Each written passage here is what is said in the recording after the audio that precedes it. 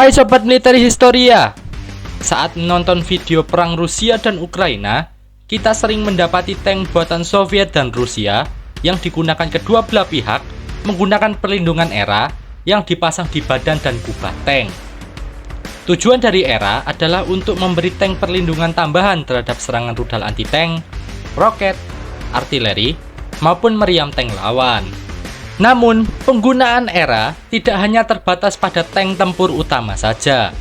Rampur IFV seperti BMP atau panser beroda seperti BTR-80 juga sering terlihat memasang balok ERA. Sekilas, alasannya masuk akal, karena lapisan pelindung baja pada rampur BMP dan panser BTR tidak setebal MBT seperti T-72 atau T-90. Sehingga, kru kedua rampur tersebut memasang ERA sebagai perlindungan tambahan pada kendaraan mereka. Alasan tersebut memunculkan sekelebat ide di kepala beberapa penggemar militer Indonesia.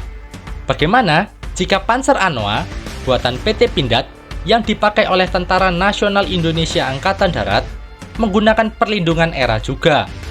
Apakah akan efektif melindungi kru dan Panzer Anoa itu sendiri dari serangan roket anti-tank musuh di masa depan? Jawabannya adalah tidak.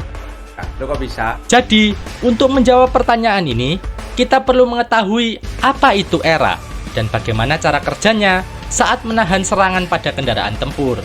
ERA, sesuai namanya, adalah kependekan dari Explosive Reaction Armor, yang kalau diterjemahkan kasar ke dalam bahasa Indonesia adalah armor reaksi peledak. ERA lawas milik Soviet, yaitu kontak 1, berbentuk seperti batu bata dengan lapisan baja.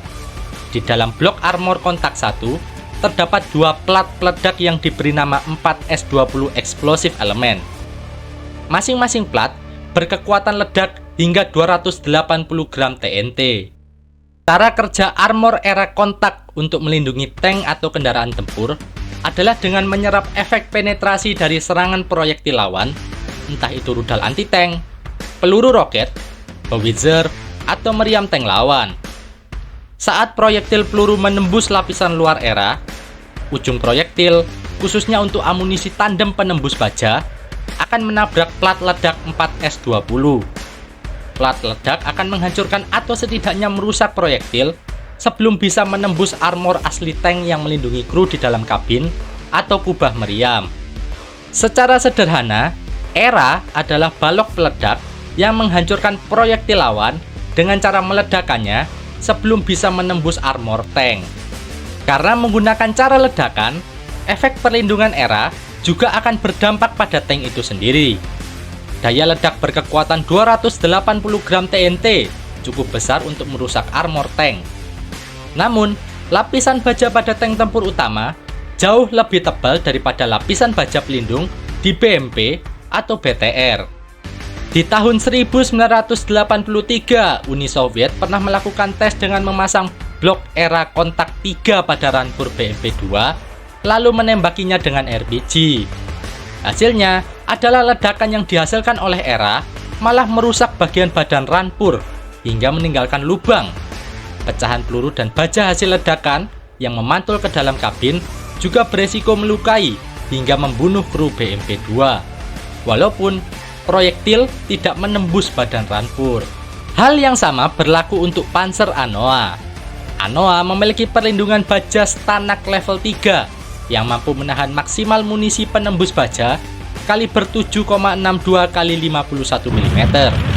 Sedangkan armor BMP-2 dapat menahan maksimal munisi kaliber 12,7 mm.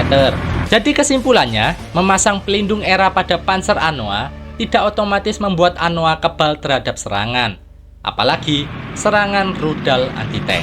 Sekian video pembahasan alutsista yang dapat kami sajikan pada kesempatan kali ini. Jangan lupa like, subscribe, dan share video ini.